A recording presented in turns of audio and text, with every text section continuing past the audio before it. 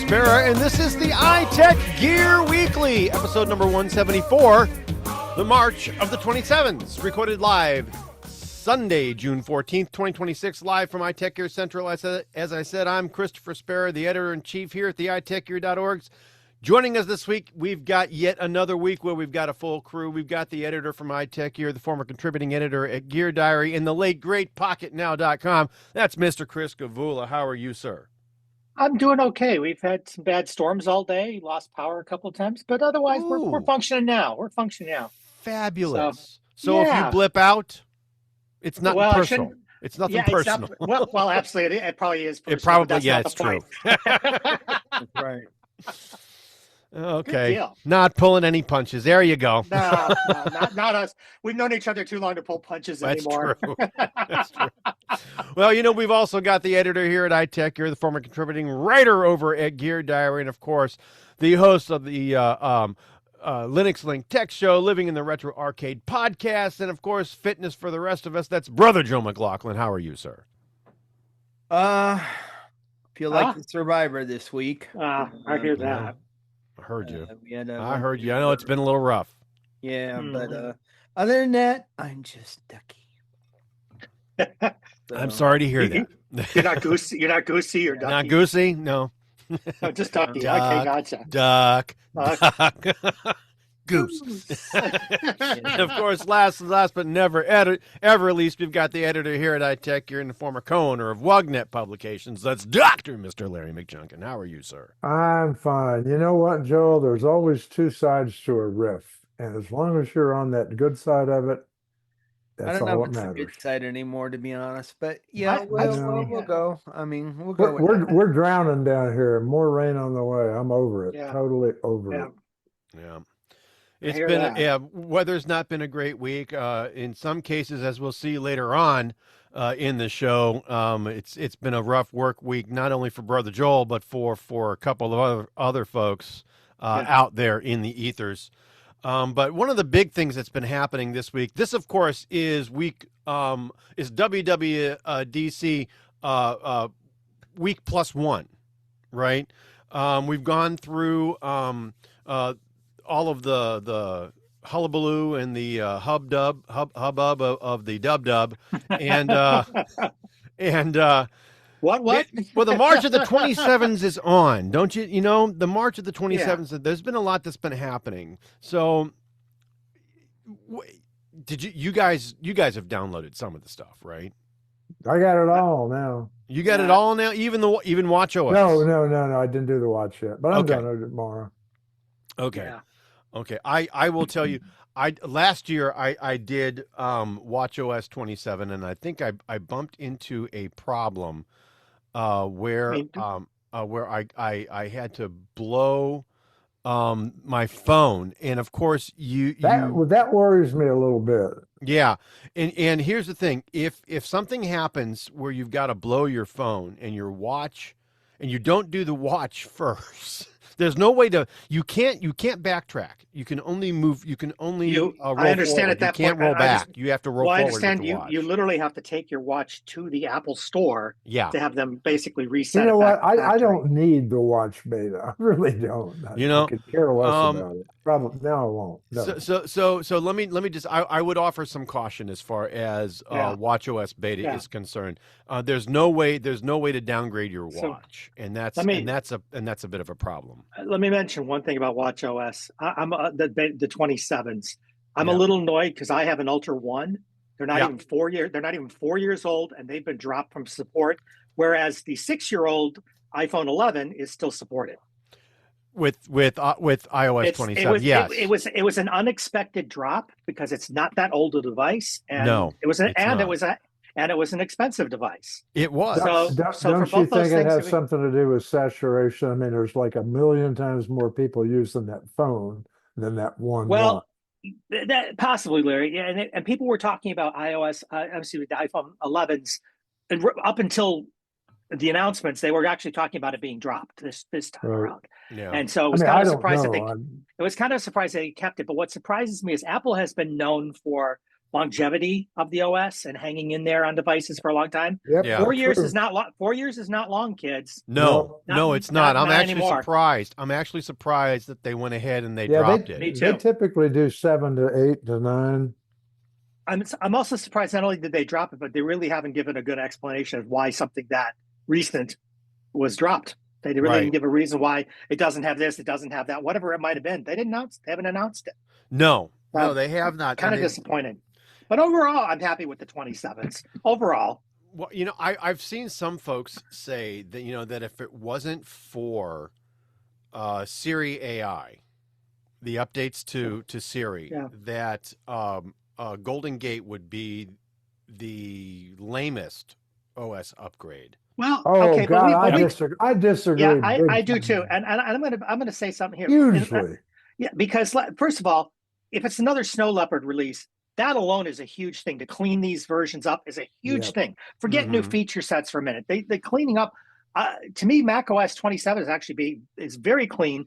The menus now look more and more consistent with the iOS and everything like that. They've cleaned up what you can do and can't do with the liquid those glass. Ugly window edges are gone. It goes, Yeah. oh man, Yeah. it looks There's so a lot good. of little. I think Yeah. it's a subtle improvement.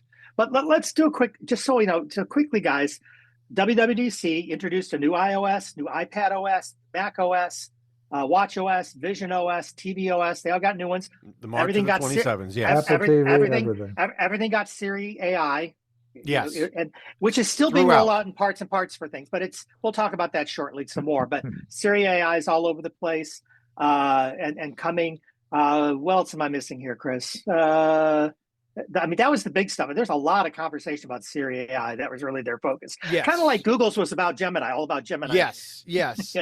And it's interesting, what they've done with Siri AI. And once So I may be jumping the gun a little bit on that's okay. on what's going on with some of the things that we have planned, at least for the Apple segment.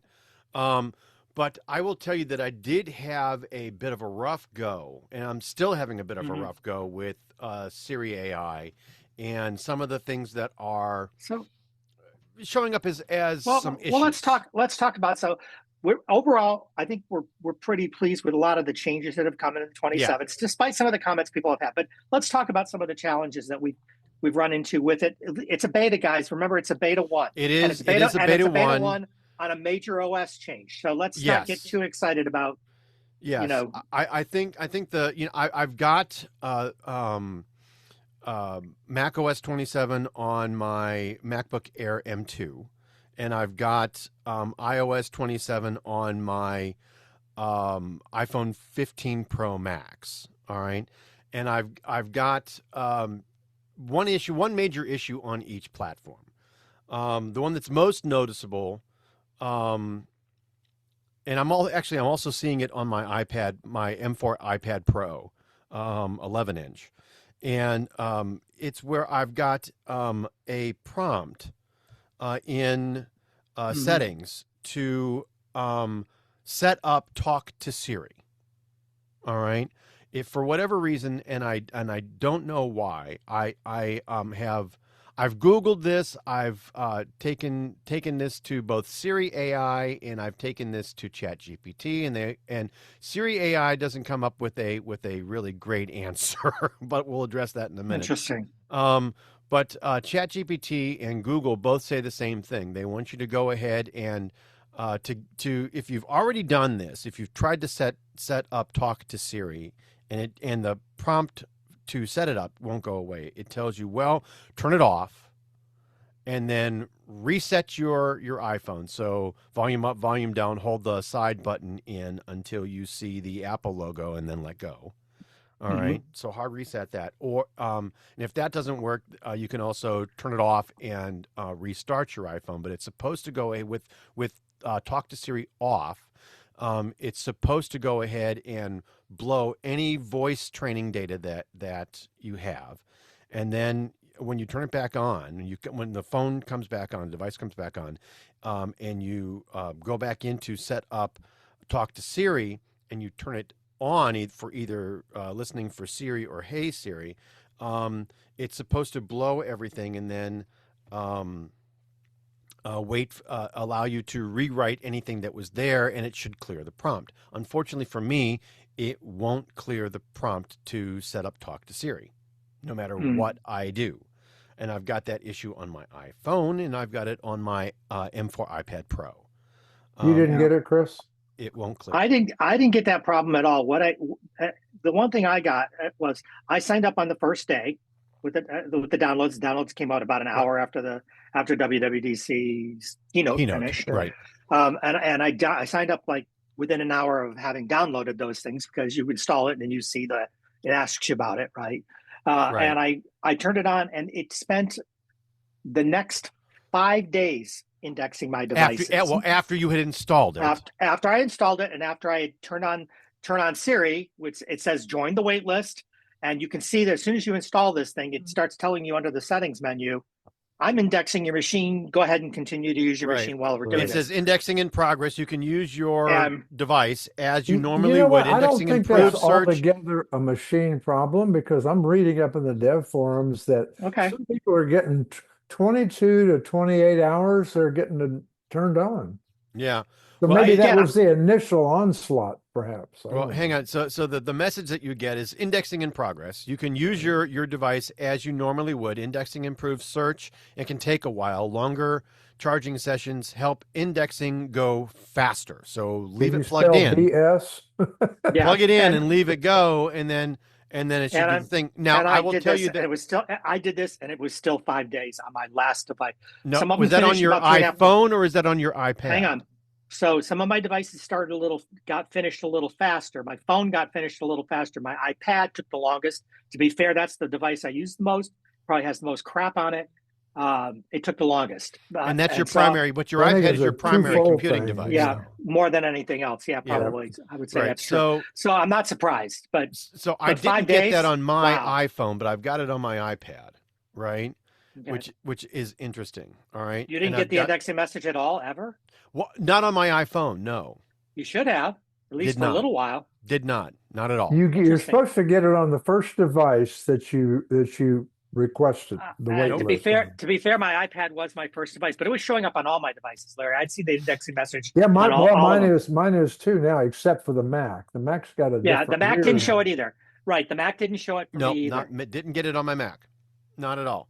And didn't get it on my iPhone, but have it on my iPad. So let me broadly. So I think it's going to be. I think those are the big issues we've run into with Beta 1 so far. That we kind of hit on here. Is there something else you can think of that we had? The only thing that I got was a couple of sliders or jerky and little UI things that mean nothing. I mean. Not in a Beta 1. On iOS, out of 97 apps on my phone, one won't work. Yeah, okay. Just one, that's it. All right. And that's not bad. On my, that's a brand new app too. The guy hadn't probably, Sure. I did have one issue on my Mac, on my M2 MacBook Air. If you've got Bartender 6 installed, me too, it will not work at all. That's a Bartender problem, not that is a Bartender problem. That is an app problem. It will load. It will go ahead and load, and it will show you the prompt. It's usually a 3-dot or an ellipses kind of marker there that you click on it. It'll drop down the hidden menu bar portion. That made me blow that thing off. I'll never put it on again. Well, the issue here is that it doesn't work right now with macOS 27. I'm assuming you really don't need it anymore with the new menu bar stuff. Well, maybe not, because what you can do with your Mac is turn menu bar icons on and off. All right. And move them, and now they stay too. Right. Yes, you can, and you can command click drag an icon and move them, and they will stay where you put them. But if you've got a million icons up there, no, you need Bartender. Right. But if you've got a long list of menu bar icons, and especially on a laptop screen, and especially if it's got a notch, you're going to want something to go ahead and shorten that sucker up. And you're going to want to have something that'll go ahead and display those, not necessarily on the other side of the notch, all right, that might run into your menus on the left side of the screen after the notch. Bartender does a really nice thing in terms of shortening up your menu bar and throwing everything into a bar that hovers below the actual menu bar. It's a good thing, but it's not a bad app. Now I have 3 things, and I used to have 10 things up in that upper right-hand corner. Yeah. I don't need the date and the day and the time and the minutes and the seconds. Well, I like day of the week. I like the date and the year. All right, and I like seeing the time. All right. And I took things off like Time Machine. Who needs that up there? But let me put it this way. So in general, though, again, it's a beta 1. Yep. I have found that anything that I would call utilities based, the kind of stuff you guys are mentioning, virus protection is notoriously bad when you change it. Always bad. I've almost had them break almost every time an OS version changed for the first few betas until either the app is updated or the OS is updated. I don't know which one gets fixed, but the point is utilities drive into the hard kind of parts of the system, the parts they're changing the most. To me, this is going to happen. This is the nature of a beta test. Right. What this has been an issue with every and it's not limited to macOS or Apple. This is absolutely a problem. Not. You're right. This is a problem that you're going to find with any platform. If you're going to utilities use these kind are the of utilities, is the app category that's going to get hit the most. If you're going to be dependent on utilities, you have to understand the nature of what a utility is and what it's doing. Right. And why and then don't get mad at everybody because it broke when a new version came out. It's going to happen. If you can stay inside the Apple, in this case, walled garden, use all the tools that they give you, you'll never ever be sorry. I'll tell you that. Now that particular app that you guys are talking about, I don't need it. I don't use it. I don't want it. I've got a lot of icons up there. But they've been fine. I've never had a problem with them. I've never had it be enough to go over the notch or be problematic. Although I have a lot. I have like 8 or 10 of them up there. But I will tell you though that I use Bartender because I do like having all the menu bar icons, at least to me. I would very much prefer an icon in my menu bar as opposed to my dock, my application dock. It's funny, I'm exact opposite. I just assume it be in the dock. See, and I don't want it in the dock because that and the ones that I don't need in either place. It's only a 2 keystrokes and I got it up. Yeah, so exactly. There's a lot. I'd rather have it in the menu bar as opposed to the dock. Okay, fair enough. Yep. But again, to each their own. Right. This is why we have these. This is why we have these choices. This is why we have these options. Absolutely, user options are important. But I will tell you that this one issue that I have with Bartender is the only problem that I'm having on macOS. Everything else seems to be working just fine. The new Siri is now over the weekend. Shortly after, Chris, you had said that you had gotten notice that the new Siri was available to you. It showed up for me on my iPhone 15. It showed up here on my iPad Pro, my M4 iPad Pro. It is available on my Mac. So it's something else everywhere worth mentioning. I don't know if you guys recall back when Apple very first started letting people get into the public beta. Do you remember how horrible that thing was? I mean, it was so broken. The public beta? Yeah, I mean, we're talking about 8 years ago. Oh, but nowadays, when that thing is released, I mean, this beta 1. It's very usable. Close to a gold master. Hell, I mean, this is a developer beta, and it's very solid. This is the developer beta, and it's actually pretty stable. So if you were curious, my thought too. If you were curious, I would say, you know what? Go for it. It's if you were curious and you wanted to take a look at it, and you wanted to make certain that you didn't necessarily need to upgrade, or if you for whatever reason, but do it on your Mac, not your iOS. That's so easy to go back on your hold Mac. off on your phone. Try it on your Mac. I think you're going to be okay. these things are fairly stable, and I'm actually very, very surprised. And coming Yeah. on to a Snow Leopard style upgrade, which Golden Gate is supposed to be, all right, which is mainly more of a hardening or of a tidying up of existing features and functionality with the application of or with the introduction of some new features.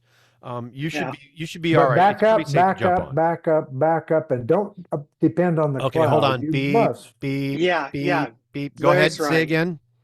No, he's Oh, no, I saying in just general, said- your machine. I just said back up, back up, back up. Oh, Don't back up your depend- machine. Yeah. Yes. Yeah, before you start it, Yes. don't depend on iCloud backup. Plug it into your Mac.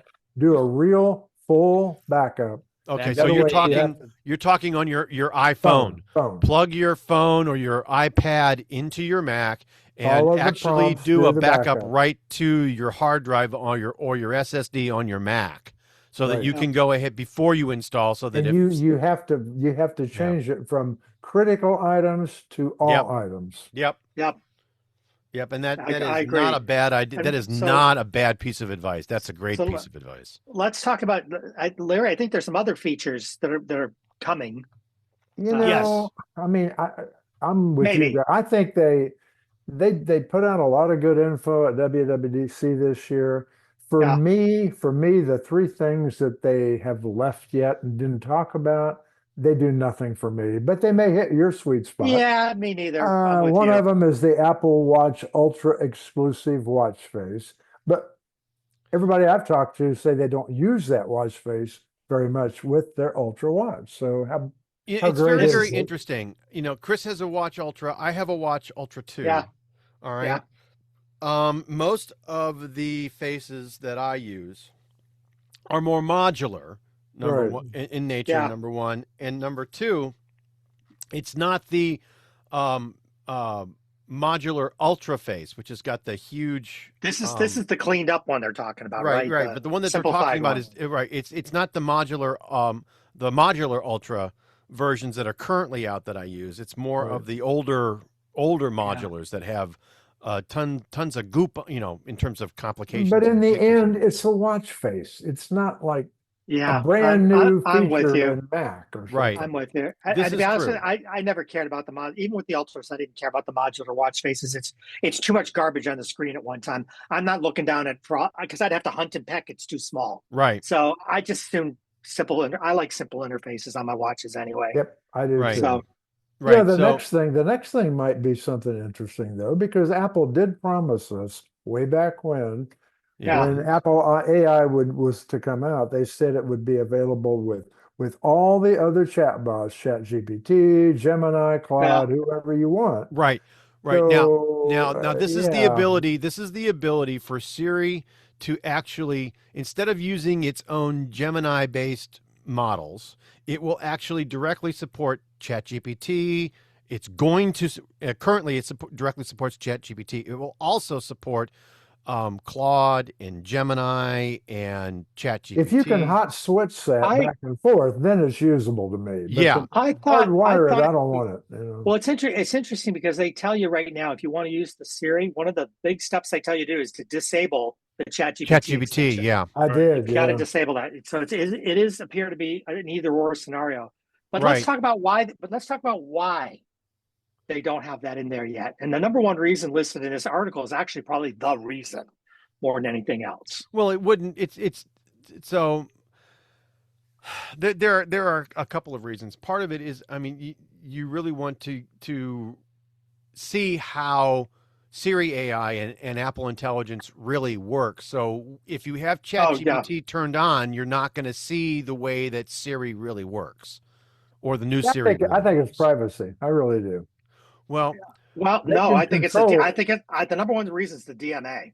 well, European DMA. Well, yeah, Well, but they can it's- control privacy with Gemini, but they can't with Claude or ChatGPT. Well, according to Mark Gurman, the number one reason is, of course, the DMA Right. in That's the number European one, yeah. Union, right? Right. And privacy, et cetera, et cetera. All right. So it's currently doesn't work well with the DMA and the regulations that they have in Europe. And right now it's blocked in Europe, and Apple's got work to do, not only programmatically within the operating systems, and notice the plurality of that statement, systems, all right, because Mac, iPad OS. Heaven forbid if the EU isn't happy. All right. Well, they're never happy about anything, and they're constantly sticking their fingers in the pie, picking on Apple, screwing things up all over the place. And it's not just with Apple. Apple, I think, has been the most vocal and is pushing back the hardest. All right, with them, but because they're currently going head to head in the European Union. Let's be clear: the EU has not blocked Siri AI. That has not happened. Apple has refused to release it. But Apple's refused to release it because of their beef with the European, the DMA. Right. So you may not necessarily see a lot of this going on in Europe right now, or at least working with or any sort of feature displays in the EU with Siri AI, but there's work to do. There's programmatic work to do. There's legal and regulatory work to do. So it's gonna be a little bit, and I actually don't think it's gonna come out or be released in September, October-ish, when the 27s hit the streets for good. All right, I don't think we're gonna see Siri AI in Europe right away. I think it's gonna come after. All right. Yeah, there's some negotiating that probably has to happen first. Right. Right, but there's also that given the negotiations and stuff that has to go on with the European Union, there's stuff that's going on with the EU. The only organization? No, and that's exactly where I'm going next. Digital markets acts actually affect? Do we? I don't know. I don't know. But I was going to say that I know that there's some things that they are trying to work on and work out with OpenAI in terms of litigation, which OpenAI has threatened litigation against Apple as far as Siri AI and the new Siri is concerned. So there's things that need to be worked out there, and then there's also third-party integration alongside the Gemini partnership that may cause for some unnecessary confusion. Right. So there's programmatic work to be done under the hood. And they don't call it out in this article, but not too much anyway. But basically, they have a similar problem in China. They can't get past China's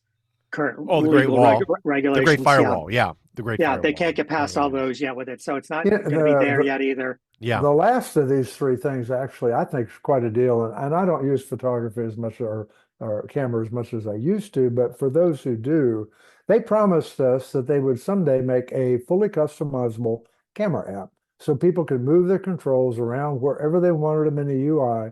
If they bring this to fruition, it'll be a big deal, I think. Well, I don't think they mentioned it because they just don't. They're not there yet. I don't think. No. That did not materialize. It hasn't come about yet. So the UI for this is still up in the air, and you haven't seen any updates to the camera app really at all.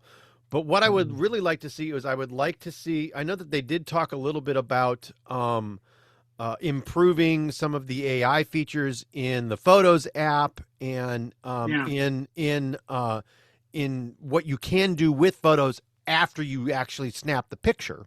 Have you played with that yet? No, cool. I have not. I have not really. Great. I have not messed with that just yet. It's like it's almost like you feel like you're going back where you took that picture. You're going to reframe it somewhere else. You can. Being able to reframe and remove things or widen things out or change the way that thing is composed is cool. Let me mention something when we talk about these updates and things that come out.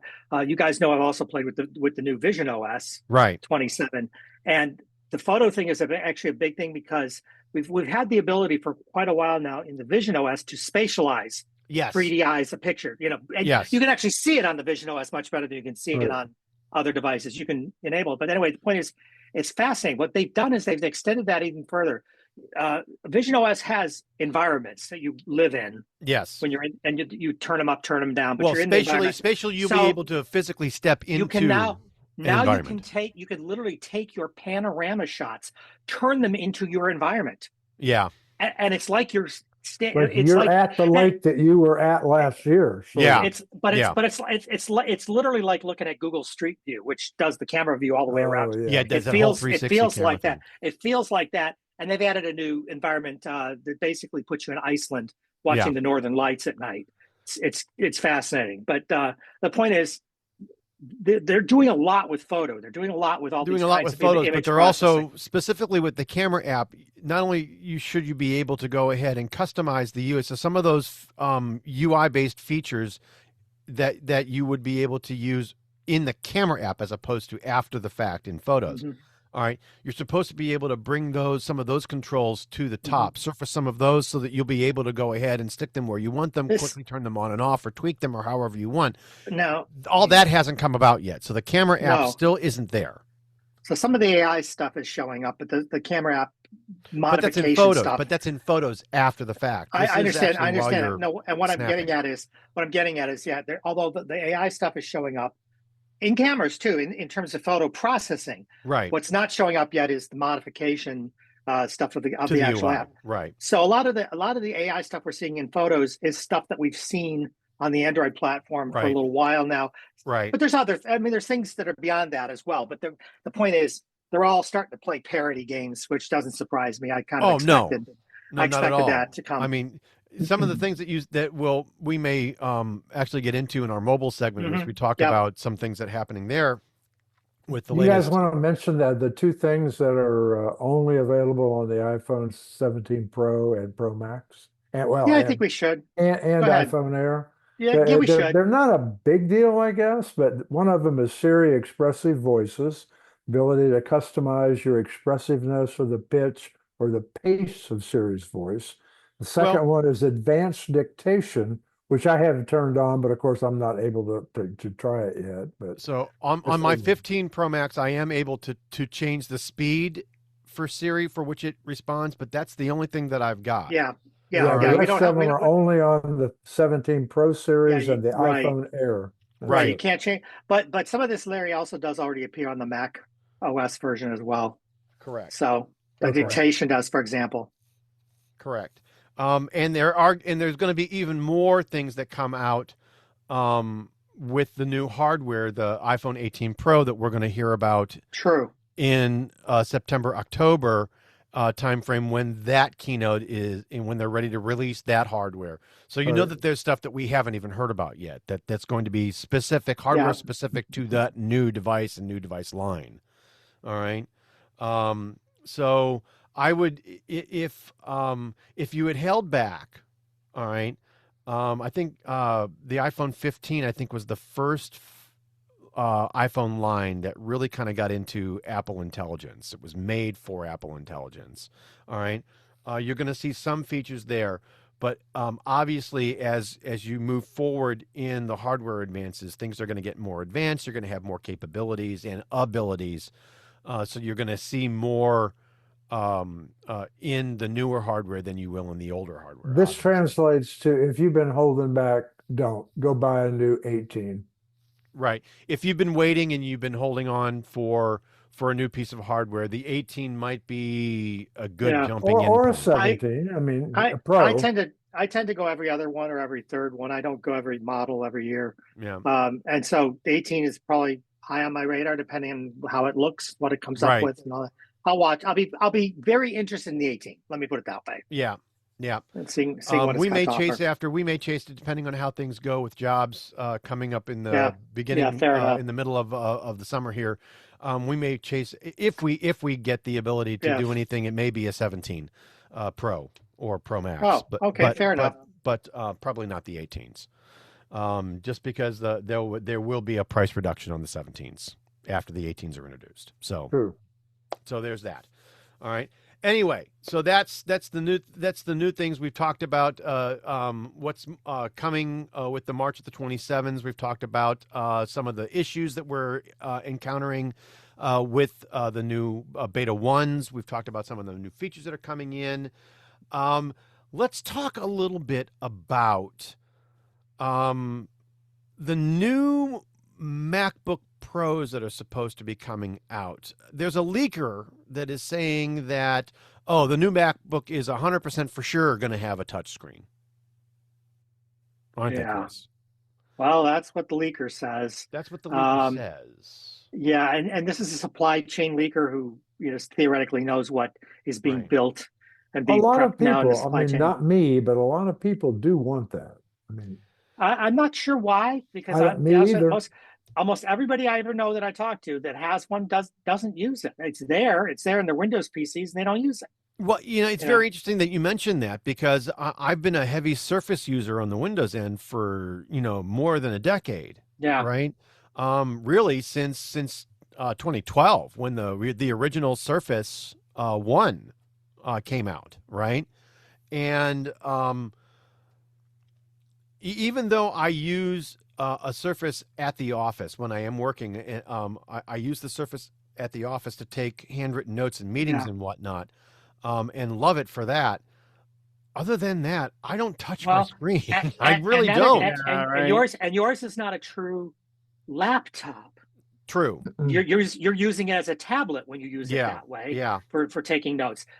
As a laptop, and I would argue that's the use case difference, because I use my iPad Pro, and I couldn't use my iPad Pro without touching, not because the OS is written that way, but the point is, the way I'm holding it vertically and stuff, touching is easier. Right. A laptop has you're looking at a vertical face, not a horizontal face. True. When you're using it typically, and that use case doesn't lend itself well to touching, because you got to reach out and touch. That's exhausting. And I can't see them making that thing flip like a 2-in-1 either. The mouse is easier to use than reaching out and touching the screen. It just is. Right. So, see, and this is one of the reasons why, and I hate to go ahead and invoke him in this, because because if he were to pop up out of the ground, he would say, "I told you so," for sure. It'd be the first thing out of his mouth. Oh, no kidding. All right. Jobs was all about, look, if you want a touchscreen, go buy an iPad. I'm not putting a touchscreen on any of my Macs. It doesn't make sense. And these are the arguments as to why. And these are the arguments as to why, right? I think people have been convinced they need this, but in reality, not all Windows machines have it either. No, not all Windows machines that have it, and those that do, I mean, you said it, Chris. I mean, you barely reach out and touch you barely reach out and touch someone to begin with. I mean, why would you want to reach out and touch the screen? I never used it on my last 2 laptops, Windows. I've got it, and I know it's there. And once in a while, rarely, if I buried my mouse or something, I'll reach out and do it. But for the most part, it's not my first thought. Is not to reach out and touch the screen. Absolutely. It just isn't. No, and honestly, I find it. I mean, unless.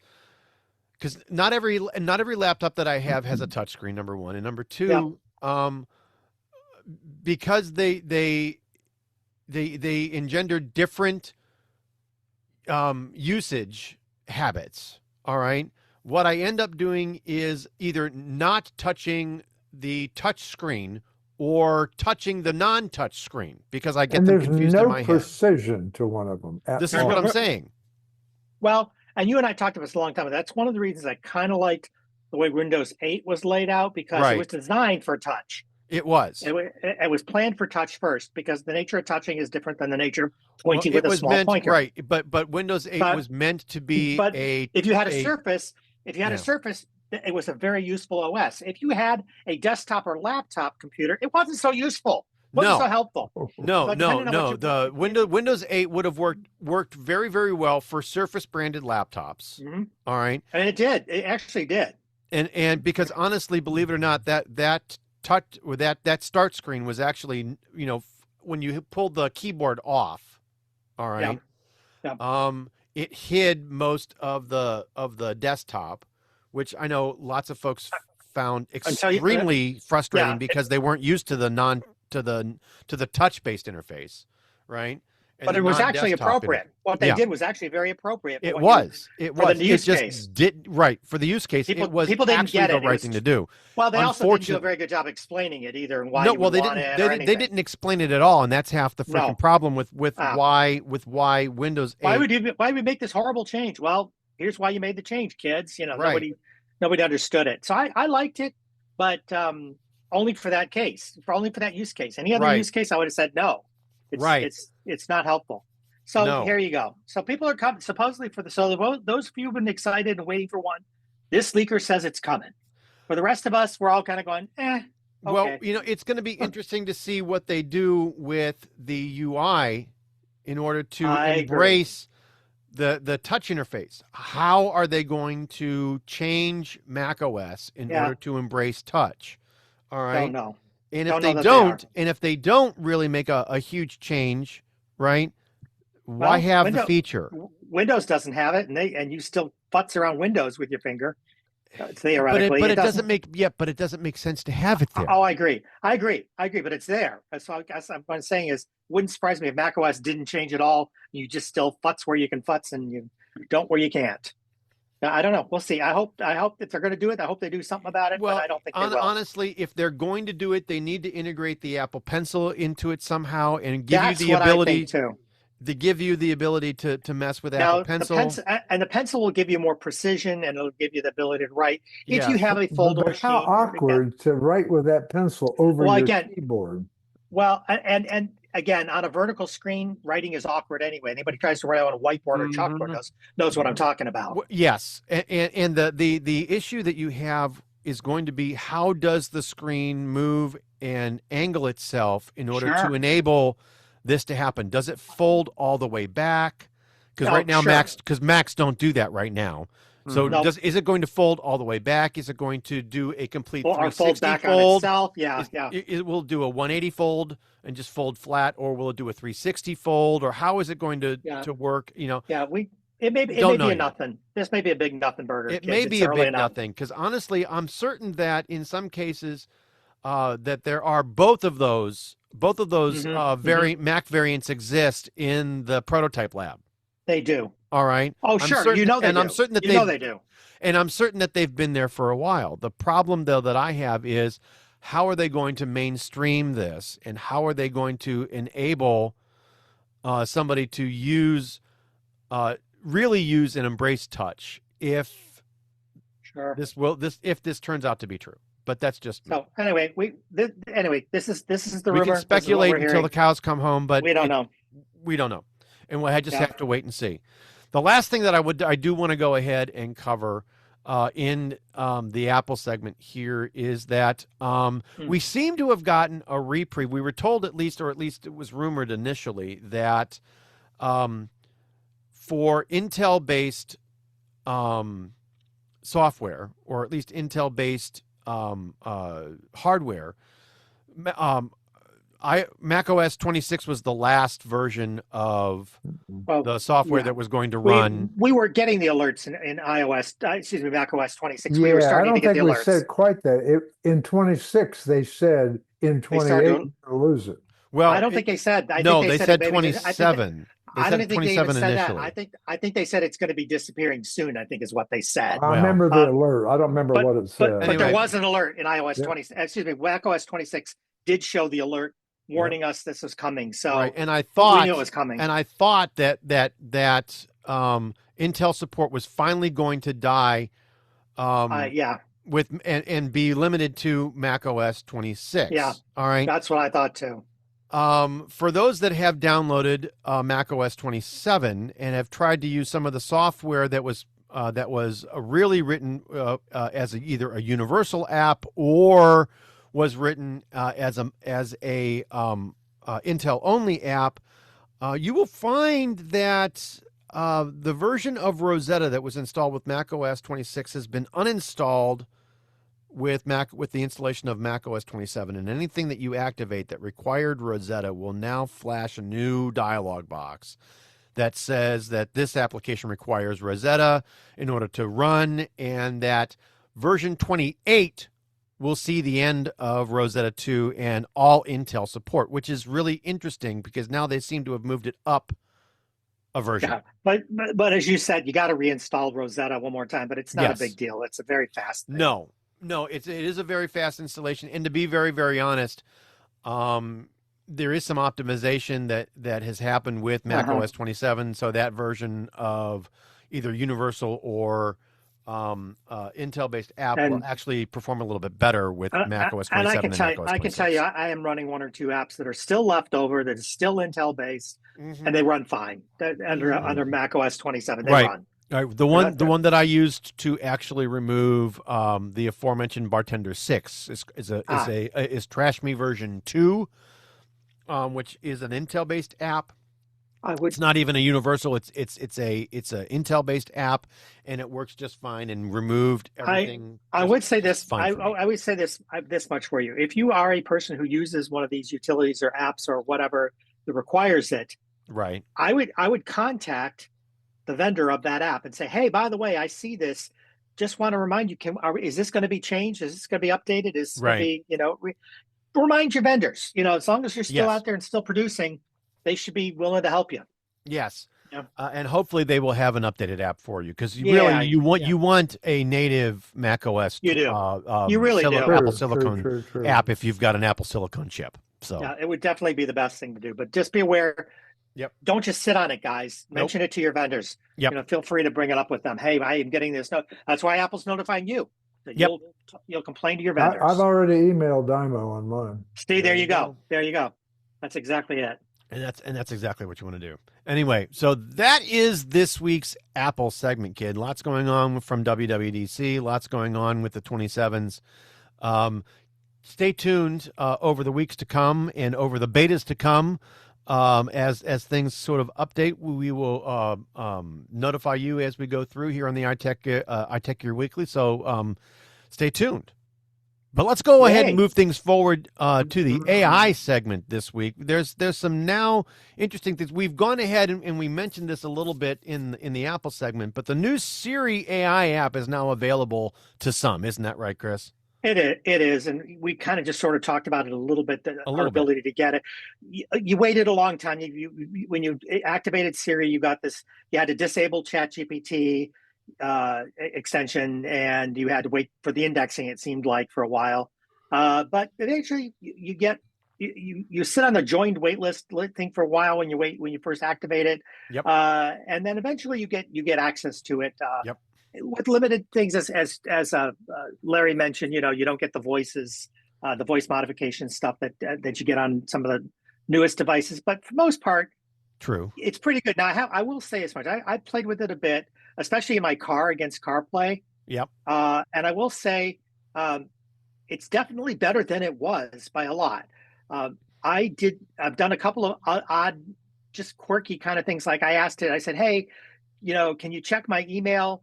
I remember getting a message I got an email from Logitech about a new folding mouse that they have coming out. I can't seem to find that email, and I'll be danged if it didn't surface it right away. I didn't even know where it was in the mailbox, but it just surfaced it right away for me. Cool. I also ran into a situation, guys, when I was writing one of the messages to the podcast. You guys were talking a lot the other day. Right. And I was trying to reply to you guys. And I was in the car, used Siri to reply to you guys. And it said something, I don't remember exactly what the sentence was, but it didn't quite, I said like 3 or 4 sentences as part of the message. And then the last sentence, it said, hey, I'm not sure, did you say this or did you say this? It actually asked you for clarification. It asked me for clarification. And I said, I repeated which one I wanted. I said, okay, your message is now going to say, and it read it all back to me and it said it out just correctly. It's like, oh, you were smart enough to realize that you didn't understand quite what I said. Rather than sending the gobbledygook like you used to send. Now you're able to correct yourself. And which device do you have again? Well, I was on the car. I was using the iPhone 16 Pro Max. 16 Pro Max. Okay. Which is currently one generation back. All right. Yeah, it's one generation back. Generation back, which is kind of cool that it's able to do that one generation back. And I've done a bunch of other inquiries for things, and it is definitely a exponentially level better than it was. Now, how it compares to everybody else, time will tell us. Sure. I think it's gonna be better at some things and worse at other things. But overall, I'm very pleased with it compared to its predecessor, which sucked. I wouldn't use its predecessor at all. But this one, I'm using it. I'm actually using it. Well, let's see what happens. I know with CarPlay, I'm having a couple of issues. It was working just fine, but now all of a sudden, for whatever reason, phone audio is not. Let me add something to that, because that's important. You made it very important, because I did see that happen with Siri, but that it isn't a Siri problem. The problem is actually there's a Bluetooth glitch in under CarPlay for 27. There's a Okay. Bluetooth glitch where it will In disconnect. and out. In And mine out. and mine was In doing and the same out. thing. So I would Yeah. get occasionally I would make a Siri request and you could see it was waiting and listening, but it wasn't hearing anything I said. Sure. And I'd I stop w- it and hit it again and it would hear it fine. I was See, for the and for first me, I time I couldn't get it drove. back. For the first time I drove my car with CarPlay under 27 Mhm. today, and I'm looking at Apple Maps, and then all of a sudden I'm looking at a black screen. The- Then I go, Yeah. "Uh-oh, nope, now it's back," and it goes away. Right, but it does work. Does But work. again, I think it's a bug with Bluetooth and Bluetooth audio. And on I think these devices. I think what we're going to see is as we go back, I think it's going to be a hardware version issue with the new OS. They're going to have to do a little bit of work to clean up some of the compatibility Sure. issues. Well, right? I think, moving but I forward. think there's a larger Bluetooth. Bluetooth breaks a lot on these updates over the years. Yeah. I've seen Bluetooth break. Yeah. That's one of the first things. By the way, on a side note, love the updates on Apple Maps. It looks gorgeous. It looks absolutely gorgeous. Beautiful. Everything's very readable. Everything's pretty. I realize we're not talking about Apple Maps at the moment, but I just want to give it a shout out while we're talking about CarPlay. Right. But anyway, so the new Siri app now available to some. I know I've got the ability to use it. I know you're using it. Larry, you're playing with it a little bit. Oh yeah. Joel, maybe not so much. No, but Not yet. Not yet. He but will. We'll see what happens as we move forward. We're gonna hear that Joel's playing with other things down the road here. Yes. We will. Yes. But what's interesting though, speaking of AI and some interesting systems and things, Anthropic. There was a government directive that came down, and Anthropic has pulled access to Claude 5 and Mythos 5 after this directive hit. Larry, what's going on here? Yeah, actually, they pulled it from Mythos 5 and Fable 5, but they're Fable both 5. All right, part thank of you. Claude. Yeah. Okay. Anthropic is the proud parent, of course, of Claude and all derivative models. Bit of context for you: both models stemmed from, I guess it was more of a kind of just a little project called Glasswing. It had limited access, and it was supposedly built only to find security bugs and flaws. And then it started getting out into the wild, and that's when the problem started. So basically, Anthropic pulled Fable 5 and Mythos 5 after an administration official told them to do so, basically. So in light of that, they said, okay, we're going to disable Claude, Mythos 5, and Fable 5 for all customers, but they stress that access to all the other models will remain unaffected. Because, I mean, for having the government, our government, make some kind of a statement like that is very, very, very hard on a company. I mean, that makes people look away from that company for all the other good things they do. And very we don't want that to happen. Very true. So and I do want to make certain that we're very clear with this. So this and this is coming directly from Anthropic. The U.S. government, citing national security authorities, has issued an export control directive to suspend all access to Fable 5 and Mythos 5 by any foreign national, whether inside or outside of the United States, including foreign national Anthropic employees. True. All right. The net effect of this order is that we must abruptly disable Fable 5 and Mythos 5 for all of our customers to ensure compliance. So access to everything else will not be effective. We received the directive from the government at 5:21 p.m. Eastern Time on June 12th. The letter did not provide specific details of its national security concern. Our understanding is that the government believes it has become aware of a method of bypassing or jailbreaking Fable 5. We have reviewed a demonstration of this specific technique being used to identify a small number of previously known minor vulnerabilities.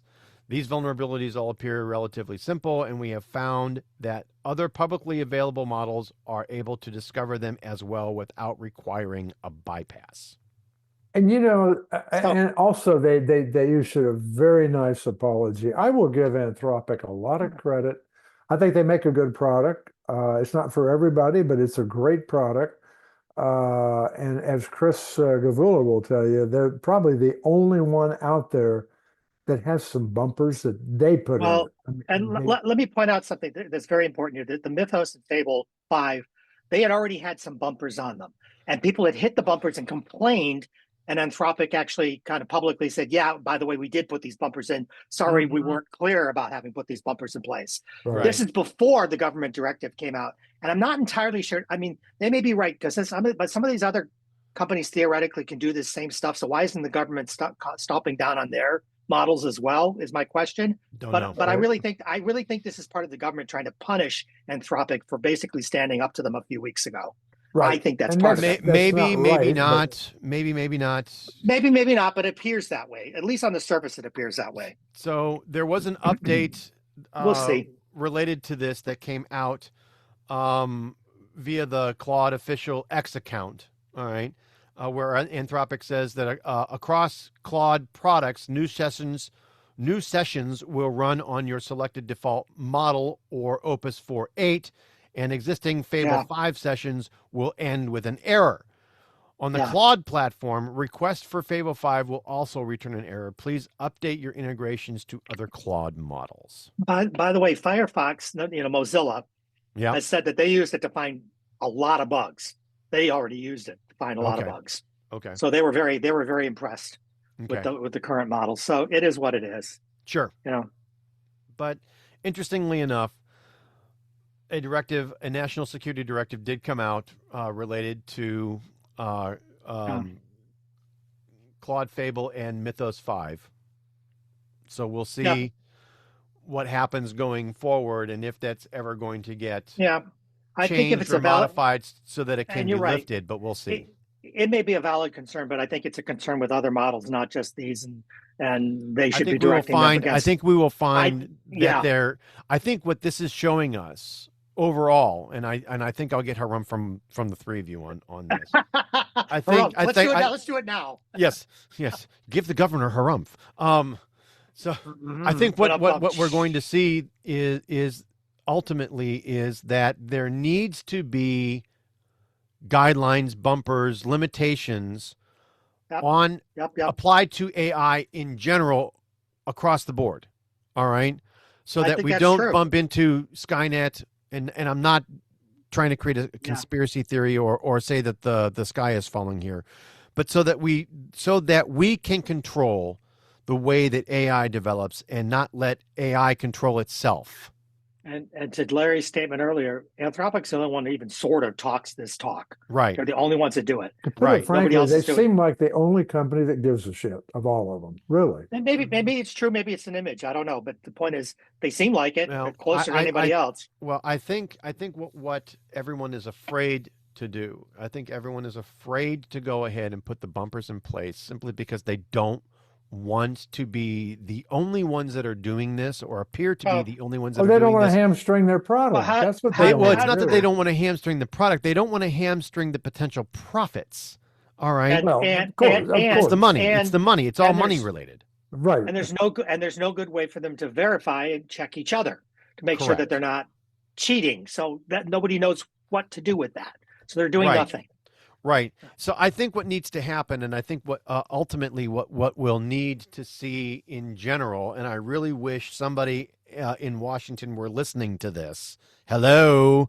I'm from the government or want to be from the government. I would like to be able to help. Hello. Bueller. There needs to be bumpers. There needs to be guidelines here. We don't have any. I'm not saying, again, I'm not chicken littling this thing. All right. No. And I'm not trying to say that there is going to be a problem. What I am saying is there is a problem. It could potentially be a huge issue if this thing were left to go ahead and completely code itself. I think what you will find if all three of them are left to do that, all three of them are going to be on the main street in Laramie having a pistol showdown at the end, and one of them will live. Yeah. There you go. And I think what we're going to need to have happen is some guidelines that are not recommendations that are required by all. All right. Only They because need if to we be don't, established by somebody that knows what they're doing, not agreed, our government. agreed, agreed. And these are True. things that are going to have to. I think the government needs to Be be a involved, but sponsor. They need to be a sponsor of this. All right. Not part owner. Not like they part want to owner. be. They don't need to drive this, but I would like to see. I would like to see hello, this Intel. handled. I would like to see this handled the same in a similar matter Right. or manner, the way that the pharmaceutical industry has agreed to follow FDA-based regulations. All right, If we the way wake that up, the airline industry has agreed to follow FAA-based regulations. All right, there needs to be some level of oversight And human intervention. and human intervention so that we don't end up as a minor footnote in the machine's history 3,000 years from now. true, Or but bad if we wake grease. up next week and the government owns part of these companies like they do Intel, that's not a good thing. No, I agree. But again, that's just me. And that's the AI segment for the week. All Good right? for us. All right. Our I positive do- AI segment. Yes. So I want to go ahead, and we've only got one story here in the mobile segment, and this is the one that I had mentioned earlier, related to Brother Joel being able to go ahead and now give his sort of. I don't know if we want to call this a rebuttal or No, I don't think it's a rebuttal. I think it's just another interesting development. it is another Yeah. interesting development. Well, In the mobile segment, we've got Android 17 QPR1 Beta 4 now being available for Pixel devices. So what's going on here, Joel? okay, so it'd be cinnamon roll, I believe is the name of the dessert this year. Cinnamon Cinnamon roll. Okay. Yeah. So it's got a. We're also in the month that they're going to release it, so that it's probably going to release for everyone here by the end of the month because we're in beta 4. Yep. So right now there's just not a whole lot. One of the big things is that when you're doing screen recording, you can now use the selfie cam, which is actually kind of neat because like you can one of the things I want to do is I'm going to use that feature to create a video to show people how I log my food in the first format that I use. So Okay. that's one way you can do it. One thing you can do with it. One thing I did find out with that, and I just tested it out, is while you're doing that screen recording, you can't use the camera, Oh. the back camera at the same time. So when you go into the camera app, the camera just is black and doesn't work. So and granted, it's a beta, so I don't know if that's an intended thing, but stability wise, so far I have been okay. I've been able to at least load my drone app. I haven't attached the phone to the controller yet, Mm-hmm. but it did load and it worked fine. They eliminated the dynamic color theming that was in the Android Canary 2606. Yeah, so that's not present in this beta. They added a keyboard quick settings tile. So in the swipe down, you have a way that you can quickly change your keyboard from US English to the Google Voice typing to whatever. Did some little spacing tweaks here in the throughout the operating system. They made some improvements to the media widget when you're playing media on your phone. It's instead of being a whole like you have a tile that says like for example YouTube Music, and you swipe to the left and you see like another application that might have been playing audio in the background.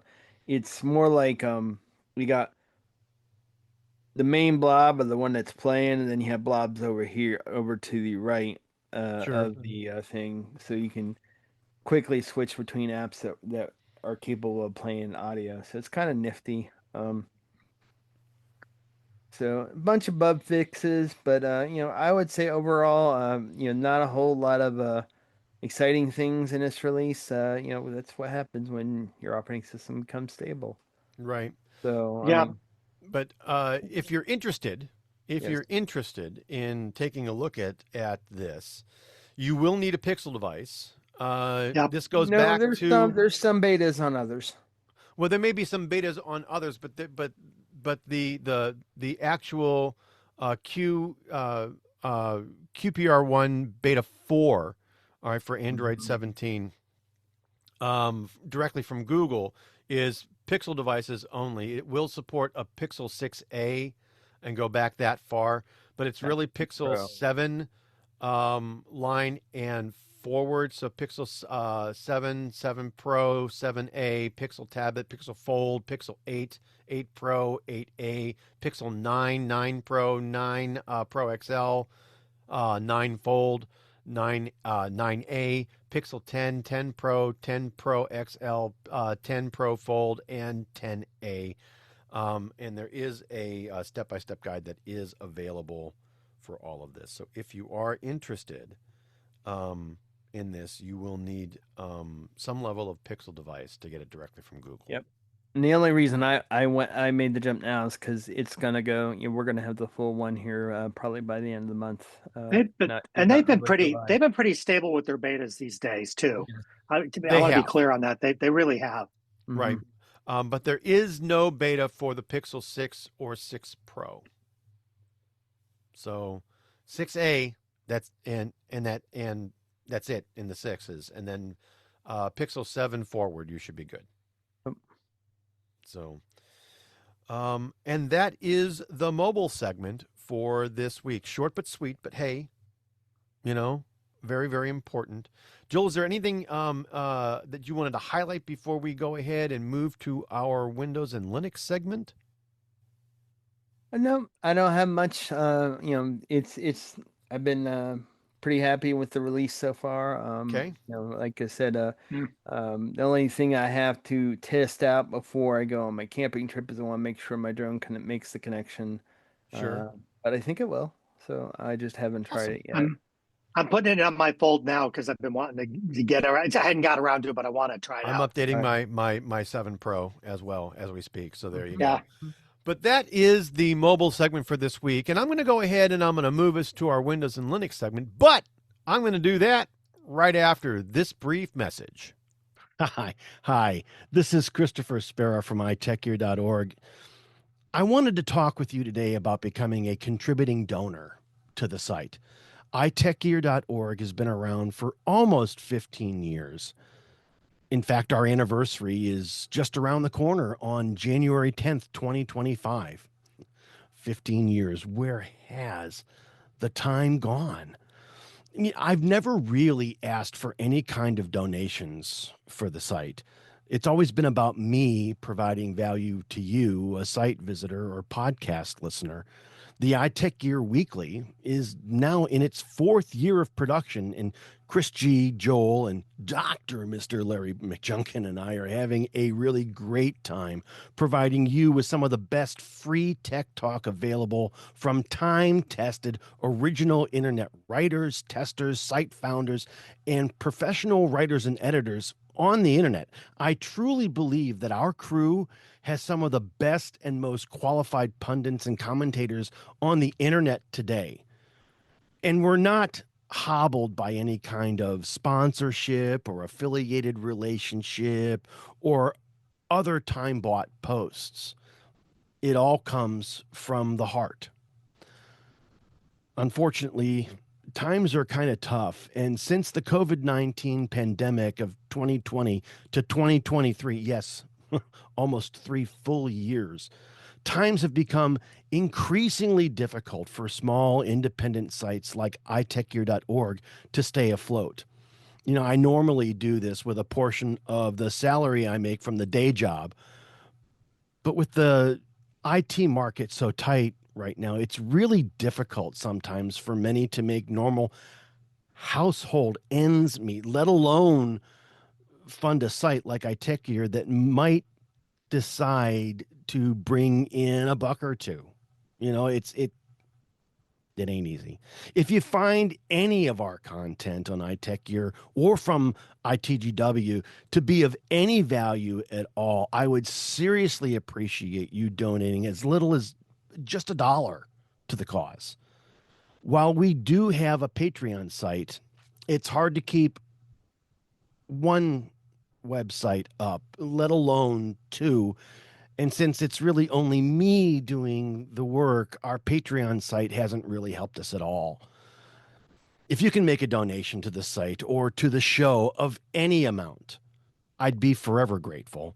All donations will go to site maintenance, hosting, podcast hosting, and everything iTechGear related. Donations can be made to my PayPal account at chris@itechgear.org. Make a donation. We'll thank you immediately on the next ITGW episode and voice our gratitude. I want to thank you. We appreciate your consideration, time, and attention. Now let's get back to the latest iTechGear Weekly episode. And welcome back to the iTechGear Weekly episode number 174, the March of the 27s. And I want to go ahead and I want to get us into our Windows and Linux segment. Joel, you shot around a really interesting video earlier this week entitled, I Don't Think I Can Go Back to Windows. Now, what is this about? Who put this out there, and what are they busy bitching about? Okay, well, you got Linus and Plouffe, and I'm trying to remember all the folks at LTT, Linus Tech Tips. They've been doing a kind of an experiment where they're testing Linux running on their hardware for things not just for typical Office stuff, but for also playing games. Because now you have Proton and you have Steam as well on Linux. You can actually play some pretty good games on Linux now, fairly easily. Not all games, like the one of the people in the video mentioned that I think he initially started with Bazite, which Bazite is a gaming oriented immutable Linux distribution. Now, immutable means the main operating system you can't change. All right. So the operating system itself stays the same while your applications are different. That kind of wasn't able to make some of the changes he wanted to in his configuration with that, so he switched to CachyOS, which I do run myself, which is a Arch Linux based, really nice interface,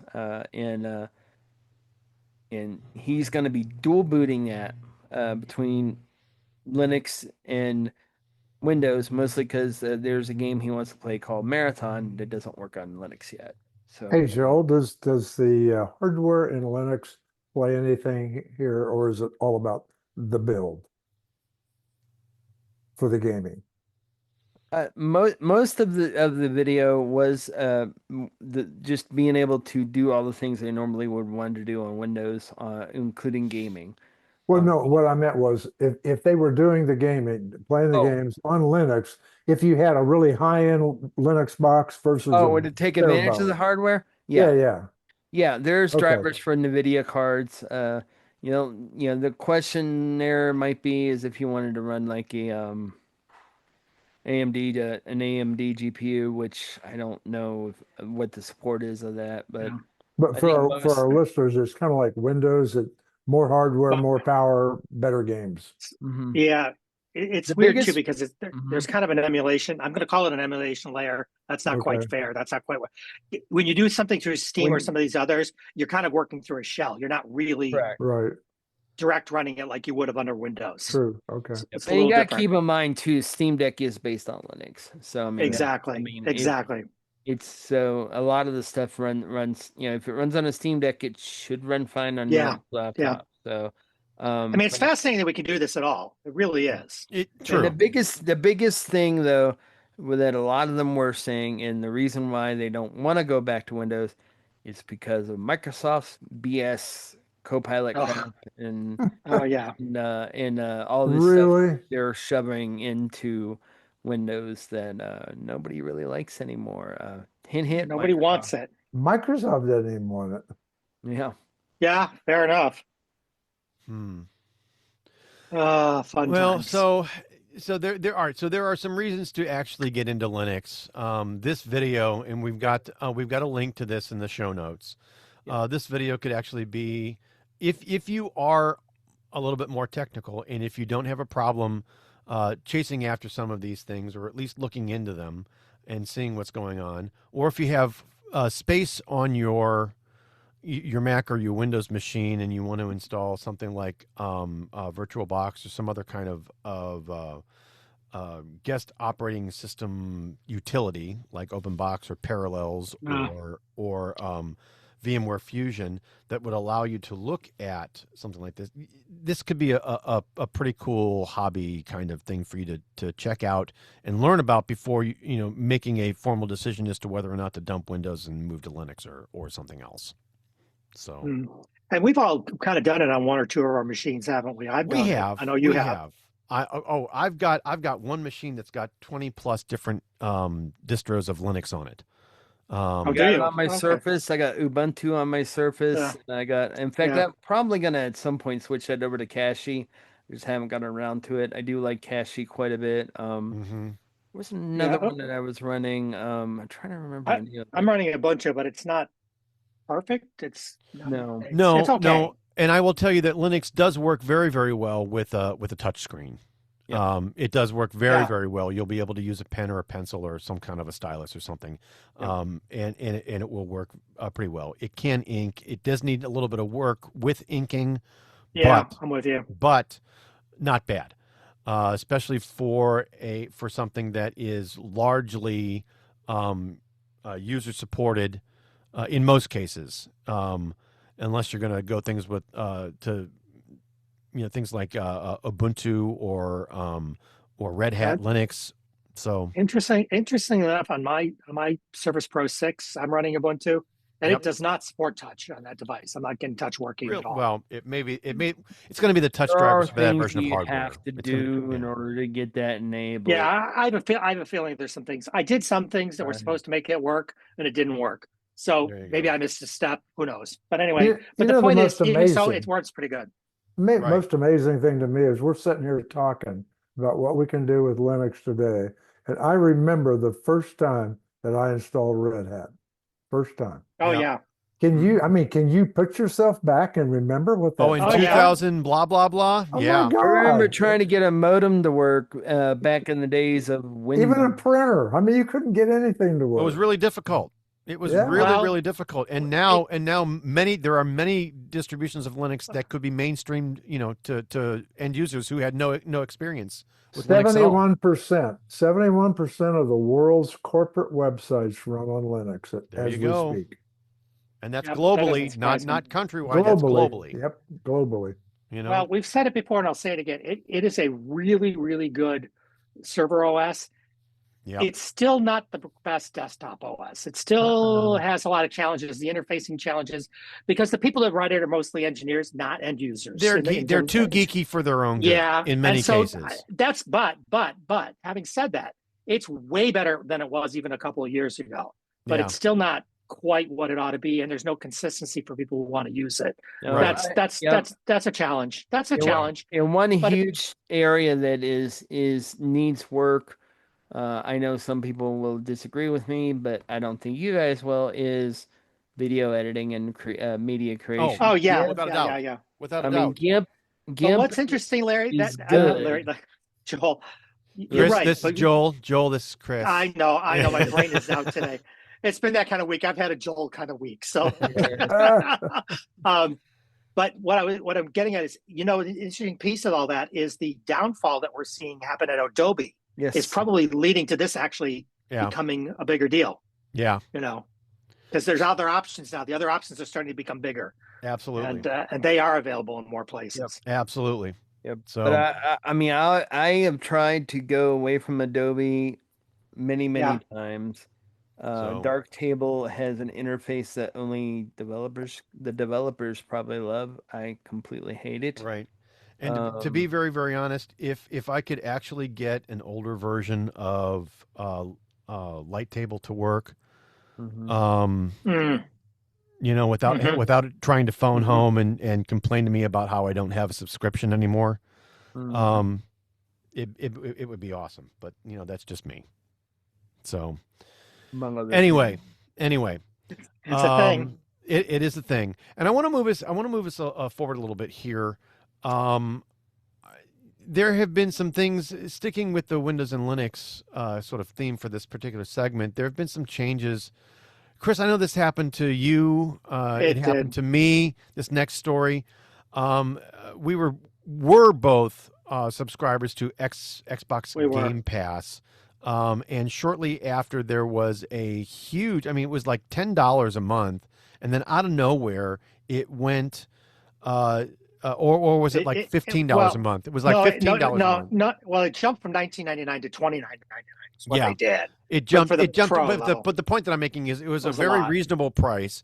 And then it changed out of nowhere without any kind of announcement. They almost, depending on what you were doing, the price could have doubled, up to doubled. Yeah. Right. Or at least a $10 a month increase without any kind of announcement on this. And you and I were both saying, well, they're going to lose people. They're going to lose subscribers. They're going to lose people. And apparently, I did exactly that. I dropped them. I said, and so did I. I stuck around with it for another month or two, but I eventually dropped it as well, and have no regrets at all. Not me neither. Me neither. But apparently, we were not alone.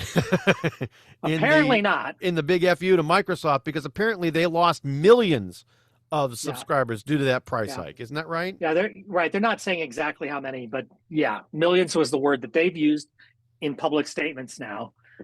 And their response to it has been to basically lower the price again, but not to the original low pricing.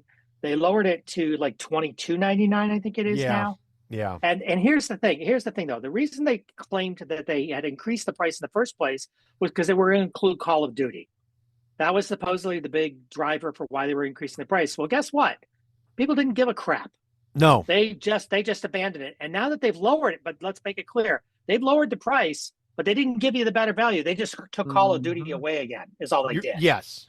So you're still at the end of the day. $3. Yeah, you exactly, Larry. That's exactly where I was going with you. You're back to where you were in terms of your supportability, but now, and there's, by the way, saying going forward, some of these day one titles won't be out on day one anymore.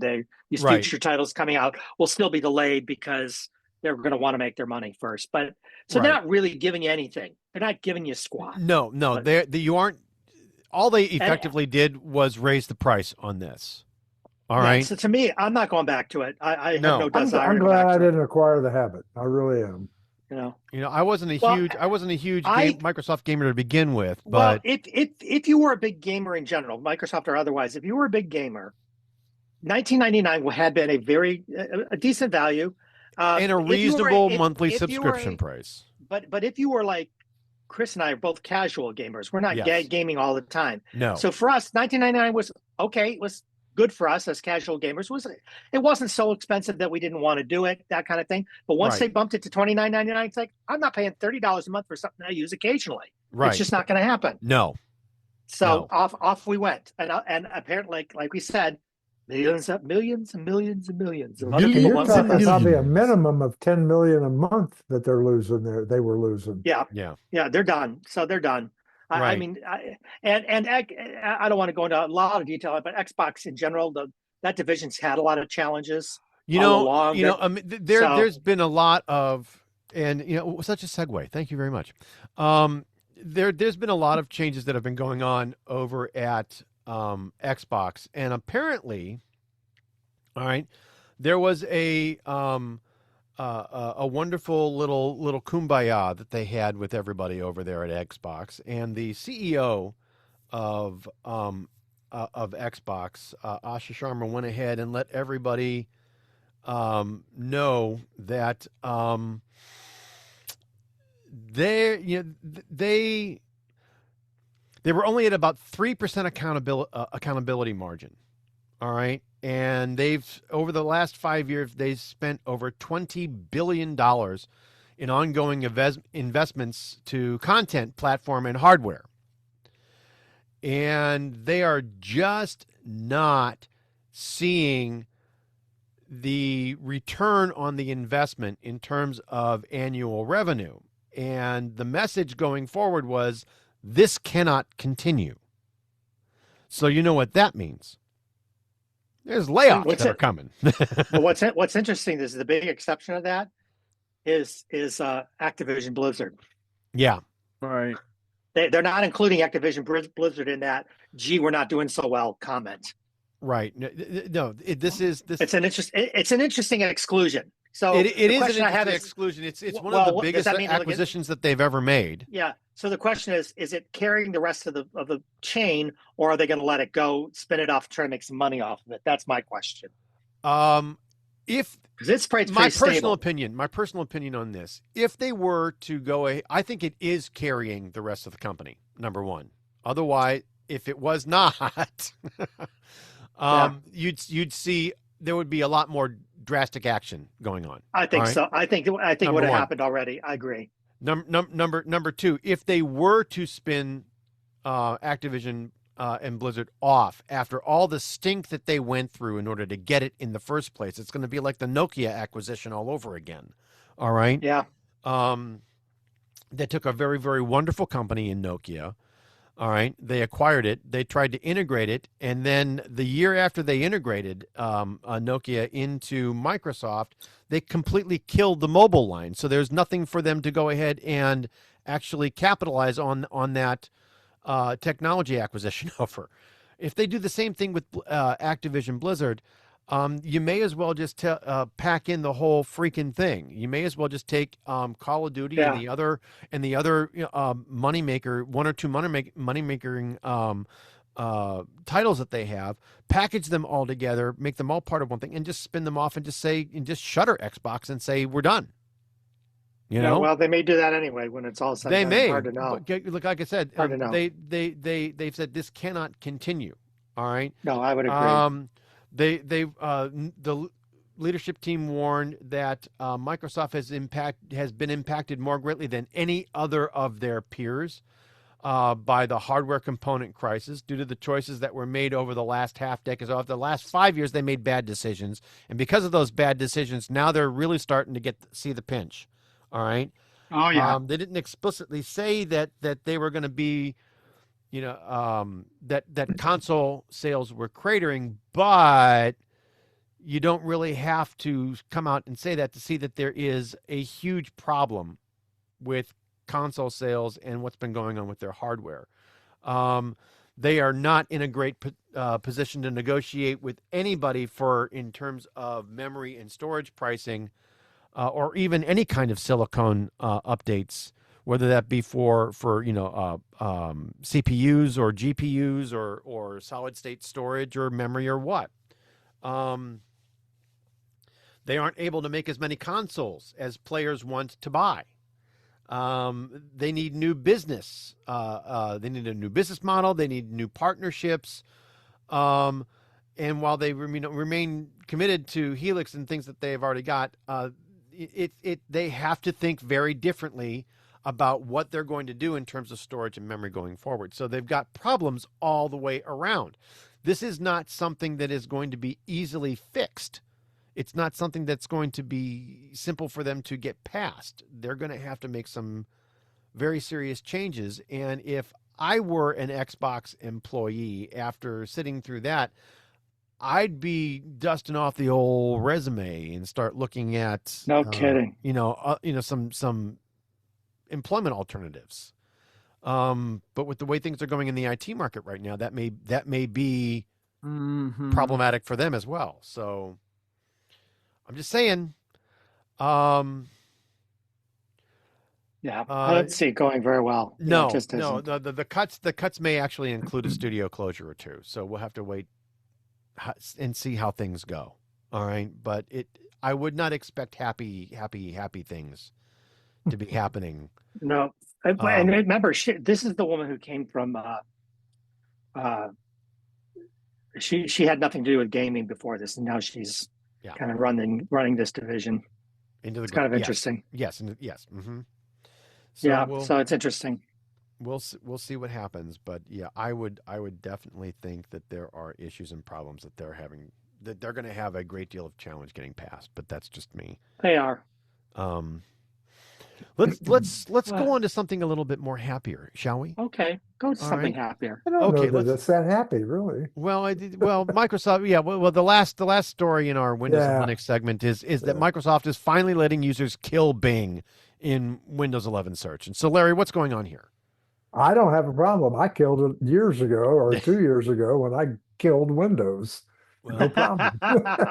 Well, it's like when I killed Twitter. It didn't hurt a bit. Right. Well, but to say that Windows search is a hot mess is an understatement. It really is. The Windows search is a hot mess, and mainly because it often mixes, when you're searching for something, it'll mix web results in, and you're looking for something local with Windows search.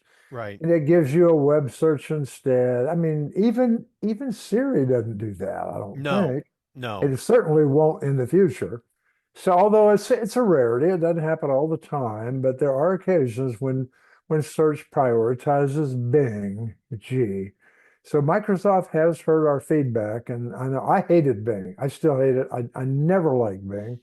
But they have acknowledged that, okay, we hear you. It's not a perfect experience, and you've told us, and we're listening to you. So sure.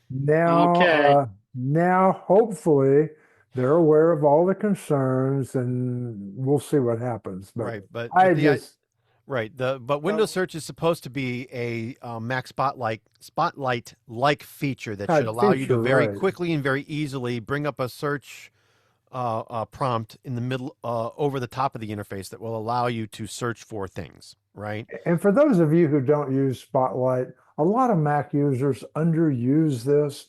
That is such a wonderful tool on a Mac. It really is. Well, the idea here is that Spotlight, I think, starts local first, and then if you don't see what you want, you can always go ahead and actually, expand it and tell it to specifically. Right. Spotlight shows you easily which one's which. You can pick. Yeah. So right, but the point here is that Microsoft Search used to prioritize Bing and actually would go ahead and actually conduct a web search as opposed to a local search. Well, now you can go ahead and prioritize the local search. Don't you think all that had something to do with the old Bing's reward program? Yeah. Oh, absolutely. Of course it did. Absolutely. I mean, and honestly, you could not remove that from your machine. I tried so hard. Well, it was the only reason why I need to get off of Bing, but I've been using Bing for more than 10, it's the 15 reason years. I quit that reward program. Well, the reward program they've changed the way that you collect points now. All right, it used to be that you could go ahead and bring up the Bing homepage and get all of your news articles, and every time you read through an article, you got 5 points. So you could click, and very quickly collect 150 max points per day. And so I had like 130 some odd thousand points, and I could quickly and easily build that up over a year and get over my 100,000 points a year. I was actually able to buy my kids Xbox Game Passes for a year with 100,000 points. Or 3 months, with 20,000. But they're like airline miles. They become devalued over the years. They do, and which is why at this point you can't.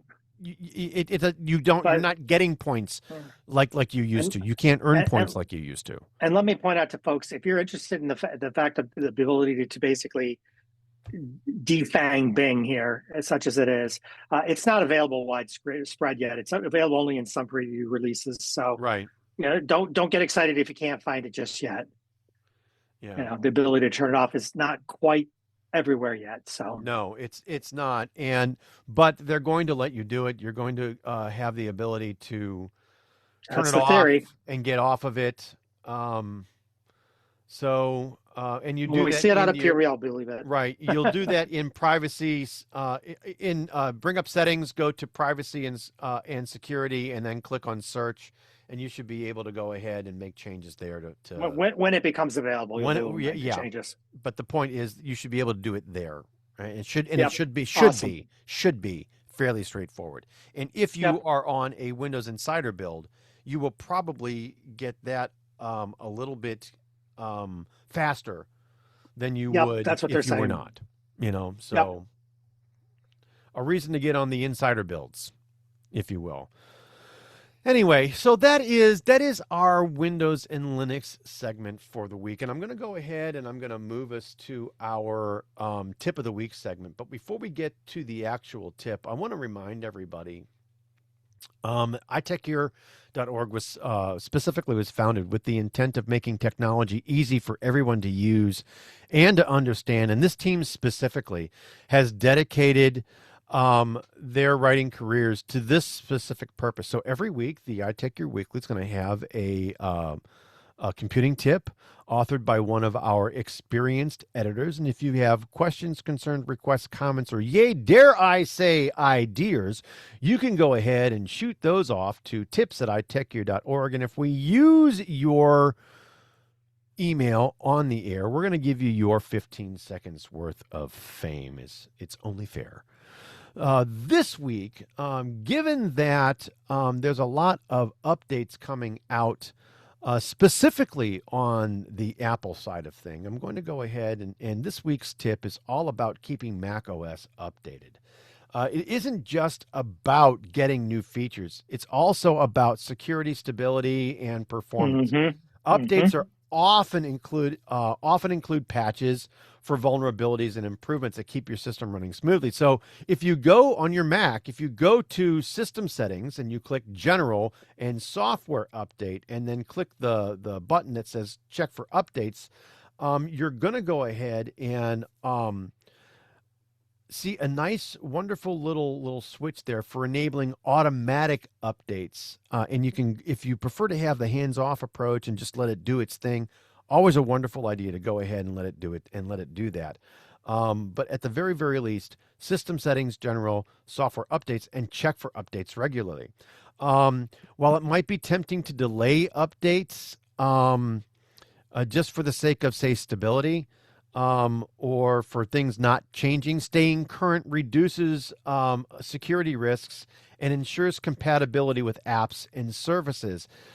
This may not necessarily be the most exciting tip, but it really is probably one of the most important that you're ever going to hear here on the iTechGear Weekly. A well-maintained system is a reliable system, and reliability is something that everyone wants when you're trying to get work done. So update them if you got them, kids.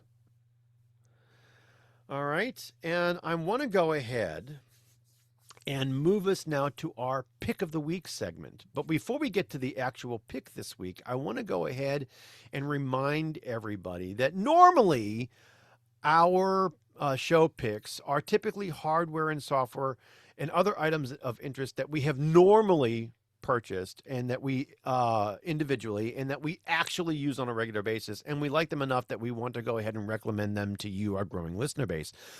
Regardless of whether or not that is the case or not, these are not paid advertisements. These are not things that we have any kind of an affiliated marketing relationship with. If they were, the editorial policy over at iTechGear.org indicates that we have to go ahead and notify you of that up front. These are just things that we sincerely believe in and that we want to bring to you at the end of each show. Why, Larry?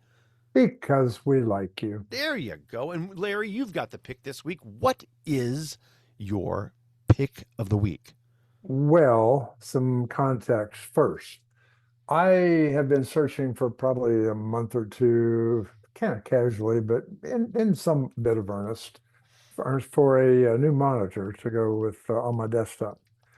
I thought I was going to get another Apple Studio display when the new one came out, but you know what? That's just a lot of money. That thing I mean, if you max it out, it's about 2000. It's 1999. Yeah. Bottom ended without the tilt swirl swivel mount, which I need.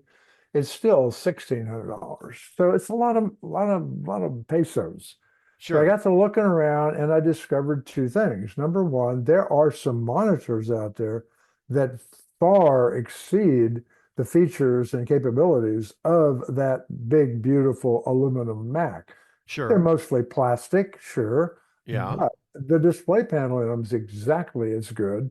It's 4K, 5K, whatever one you want, whatever Sure. one you need. Sure. And you can, and some of them, in fact, a lot of them come with a full 120 hertz display of refresh rate. Oh, You wow. don't get that with the Apple one. What you do get with the Apple is a good webcam, which you don't get with third parties except for one or two, and they're Sure. not the high end ones. You don't get a webcam. So I said, okay, so I'm going to spend six or hundred to $1,000 for a really nice monitor that's better, but it doesn't have a webcam. So I Well, need a webcam. that's So I not don't cool. actually own this yet, but I have seen it, I've touched it, I played with it, I've vetted it, and I've So made my your pick for this week is exactly what? I'm going to get the Insta 300 Link 2C Pro 4K webcam. Okay. Now It's this will work about, for PC and Mac, right? yeah, it would, right. It's a couple $100, but it is in fact the baby brother of a camera that cost about $750. Oh, One wow. of the best webcams you can buy. The only difference is that one is 8K. Who needs 8K for a Zoom call? And it doesn't have an articulating mount, which who needs that too? So you can save about $500 here. This thing supports Steam Deck, Zoom, Teams, Twitch, anything that'll do video, it'll work great at. Okay. It's a 4K machine. I don't need the 5K. I just need 4K. It's got Okay. I mean 8K. It's got a large 1.3 inch sensor, Okay. clean video, and this thing really, if you compare it to some of the Logitech cameras, which are themselves quite good, Yes. this thing just blows them away. I mean, it looks so nice. It also includes auto framing, which is something most cameras, webcams don't have, except for Apple's Studio. It's kind of like Stage Manager in that it will do some of the things. It'll keep you centered, keep you in focus, those two things. So it's a Nice. little expensive, yeah, but it's if you're going to save $1,000, at least you're only going to spend $200 on the webcam. So that's Sure. it. That's it, folks. So this is available at Amazon. Oh yeah, They've got the link I put it in the show notes. right. There's a link that it will be in the show notes. There's three different bundles that you can. They've got a standard, a creator, and a get set bundle that go from I'm just getting the 199, standard, yeah. 269, and 249.